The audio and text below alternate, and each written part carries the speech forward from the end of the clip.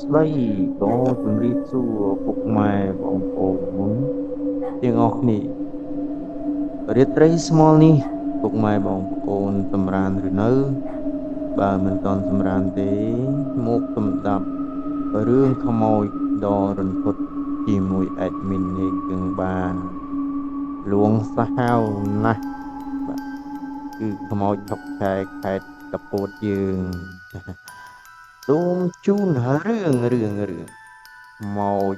កំបុតក្បាលបាទពុកម៉ែបងប្អូននឹងប្រាប់ហើយថាខ្មោចពិតជាមានណាគឺ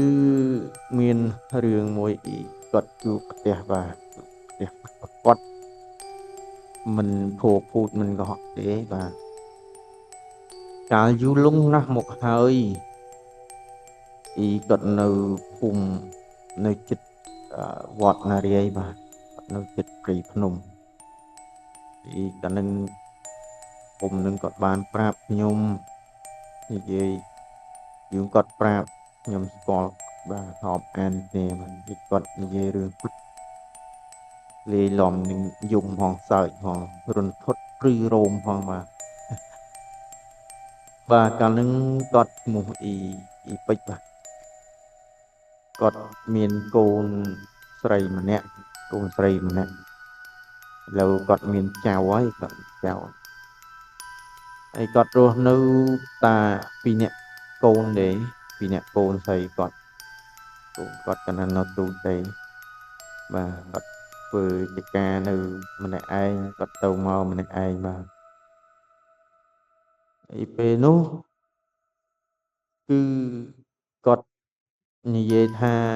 ជំនាន់នោះគាត់អត់ទៅខ្លាចប្រហែលទេហើយសម្បូរទៅម្ដុំហ្នឹងសម្បូរថាអូសម្បូរខ្មោចមែនខ្មោចច្រើនជំនាន់ពលពតបាទគេយល់ឬថាគេទៅវាយនៅនឹងចោលច្រើនណាចោលច្រើនតែគាត់មិនទៅខ្លាចឥឡូវខ្ញុំបកស្រាយទៅយើងនិយាយដូចរឿងនិទានណាបាទតែរឿងពិតមានឡំអីទេបាទឥឡូវចូលសាច់រឿងមកយប់ហ្នឹងគាត់ទៅធ្វើចការបាទខែងឹត20ក្បែរផ្ទះគាត់ហ្នឹងគឺសិតតែព្រៃបាទគាត់ឮល្បីថាមានខ្មោចក្មុតក្បាលបាទខ្មោចក្បត់ក្បាល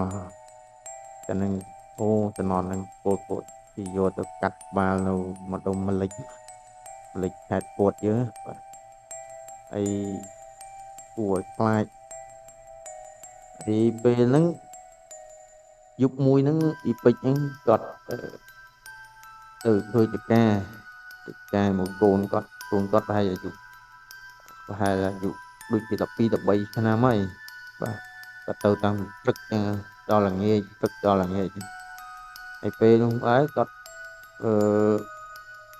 ដូចជាកូននឹងគាត់មកមុនបាទពេលល្ងាចដែលគាត់ទៅធ្វើចការ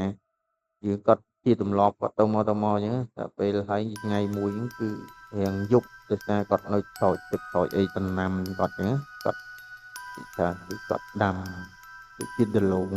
ងមីបាទហើយពេលនោះកូនគាត់ហ្នឹងដូចជាមានគាត់ធ្វើចការនៅក្បែរហ្នឹងដែរគាត់ផ្ញើកូនគាត់ហ្នឹងមកមុនហើយចំណន់ហ្នឹងគាត់ជិះកង់នេះគាត់មានអាទេសដែរតែអាទេសដូចជាគាត់ដឹកគោឲ្យកូនហ្នឹងដឹកគោមកមួយអ្នកជិតខាងមកមុនអញ្ចឹងណាបាទហើយពេលហើយតែងទៅគាត់នៅរៀងយប់ជ្រៅមិនយប់ជ្រៅហ្មងម៉ោងប្រហែលជា8ជាងបាទនៅស្ងាត់ងុំនៅស្រោចហើយយើងអ្នកដើរចេញអ្នកចការជួបគ្នានៅចិត្តគ្នាដែរបាទចេញចូលពីចាប់ពេលថ្ងៃហ្នឹងគាត់នៅតែឯងហើយវាភ័យហ្នឹងដូចជាជំនាន់ហ្នឹងភ័យទៅលើឆ្កាអស់ហើយផ្លូវតាមផ្លូវអាទិត្យបាទផ្លូវអាទិត្យយើងដឹងហើយផ្លូវអាទិត្យគាត់ជិះកង់មកបរើដឹកចាននឹងនឹងមកអញ្ចឹងណាពេលហ្នឹងហើយគាត់អឺមិនតន់ជាជួបអីដីពី ពីការមកផ្ទះគាត់ពីឆ្ងាយបាទឆ្ងាយបាទបងប្អូនឆ្ងាយមិនឆ្ងាយប្រហែលប្រហែលជា2គីឡូដែរណា2គីឡូគាត់មិនជិះកង់ជិះតែកន្លះម៉ោងដែរកន្លះម៉ោងហើយពេលនោះគាត់លេងទៅជិះចឹងជិះហើយទេសចោលអីកង់ធ្លាក់ច្រវាក់គាត់ថាលាក់ច្រវាក់តែគាត់អត់ចាប់អារម្មណ៍ទេគាត់អត់ចាប់អារម្មណ៍ថាមានខ្មោចមានអីគាត់អត់ចាប់អារម្មណ៍អត់ចាប់អារម្មណ៍រឿងថាមានខ្មោចកំបុតក្បាលអីញ៉ៃទេអត់ទេពេលហើយគាត់ដាក់ច្រវាក់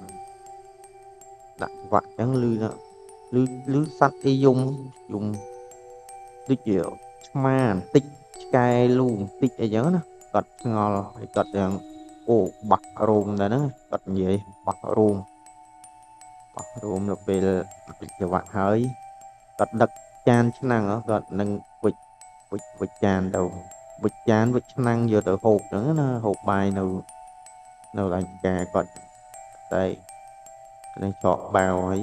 លេងទៅមិននន់ហ្នឹងហិតខ្សែហិតដាច់ខ្សែហិតចេញពីកង់ទៀតអីសួយធ្លាក់ច្រវាក់ហើយដាច់ខ្សែរត់ទៀតហើយដល់ពេលនោះគាត់លឺតោកែលូអាឆ្មានោះក៏ល្វើយគាត់ថាចុះមិនវិញអញ្ចឹង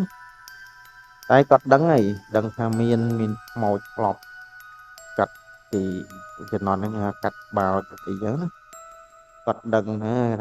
ងាកមកគឺរោមអញ្ចឹងបើកហើយដល់ពេលហើយឃើញភ្លើងមួយស្ទង់នៅលើដើមឈើមានក្រោមមានដូចគាត់ងាកនោះដូចឃើញច្រមុលអូថាអូខ្ញុំគឺសបោកគុកលឺនិយាយគាត់និយាយបាទញ័រជួបមានបាទម៉ែបងប្អូនជួបមានគាត់ថាពេលហ្នឹងហើយលេងតួឃើញសនៅដើមឈើដូចដើមនេះដើមជ័យថាដើមជ័យខ្ញុំឃើញតងាកទៅឃើញទុំអីអត់ឃើញក្បាលម៉ែអើយពេលហ្នឹងគិតមិនដែរបងប្អូនគិតមិនដែរមានអារម្មណ៍មិនដែរអូយគឺសបោណាស់ចាប់ទៅពេលហើយគាត់ខំបរោជីអត់ដឹងជីធ្លាក់ច្រវាក់ទៀតប្រើគាត់ថាគាត់នន់ហ្នឹងមានតែពឹងអីសូត្រមកអសនិមោតតែពេលហើយគាត់ថាដូចអាណាគឺហៅណាវើយទៅណាមីងអើយទៅណាថានិយាយស្ដាប់លឺហ្មងម៉ែបងប្អូននិយាយមែនចឹងមែនគាត់ថាច្បាស់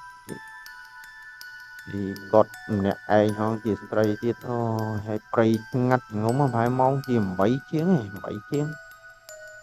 គាត់ថាតាមពិតទៅមានអ្នកចការនៅក្បែរហ្នឹងតែគាត់រត់ទៅមុនអញ្ចឹងណាហើយគាត់នឹកឃើញអាខែអាភ្លឺដែរខែភ្លឺដែរពេលហើយគាត់ដើរយឺតទៅពេលធ្លាក់ច្រវាក់រហូតហើយគាត់ថានោមក៏មិនចេញអាចក៏មិនចេញផោមក៏មិនចេញដែរហ្មងហ្នឹងមិនមកទេអូយព្រឺរោមមកខ្ញុំព្រឺរោមអេដមីនព្រឺរោមពេលនោះហើយប្រាប់ថាគាត់មិននឹងគិតមិនឃើញប្រើរត់មកដើររត់ដល់ហើយរត់អត់តដល់ផ្ទះទេហើយជា20នាទីគាត់ថាចាំមិននៅហៅអត់ឈប់ហៅមីងអើយនរណាមីងអើយតាណាគាត់ថាទុំខ្លាចហើយដល់ទៅពេលប្រើដល់នោះជួបពូមួយទៀតពូគាត់ថាចាំមានគេរត់លឿនម៉េះទីគាត់ជំនាន់ហ្នឹងលីត្រង់លីអីមិនគាត់ថាដឹងត្រង់នៅណាអីនៅណាទេចប់អូយហៅមានមកកំបត់បាអត់ឃើញថាខ្លួនទេណាឃើញថាខ្លួនអីមែនទេណាឃើញថាខ្លួនមិនដឹងថាកុហកខ្ញុំតែគាត់ថាច្បាស់គាត់ប្រាប់ដល់ចៅដល់ខ្លួនហើយដល់ចការគាត់ឥឡូវគាត់នឹងនៅធ្វើដដែលតែឥឡូវគាត់ដូចជាសាបហើយ តែអត់ដែលជួបទៀតហ្នឹងហើយក៏អត់ហ៊ានប្រាប់ណាដែរគាត់ដឹងថាមានខ្មោចទៅដោះអូយហៅមែនកាត់លើលោកនេះគឺមានខ្មោចមែនអននឹងគឺនៅនឹងទៅហៅកាត់ក្បាលបោះក្នុងពាំងជំនាន់ពោពតមានណាតាំងពីនឹងមករហូតថាមានខ្មោចបាត់មែនណា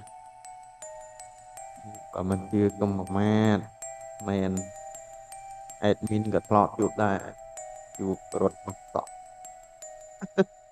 អូយឬរោម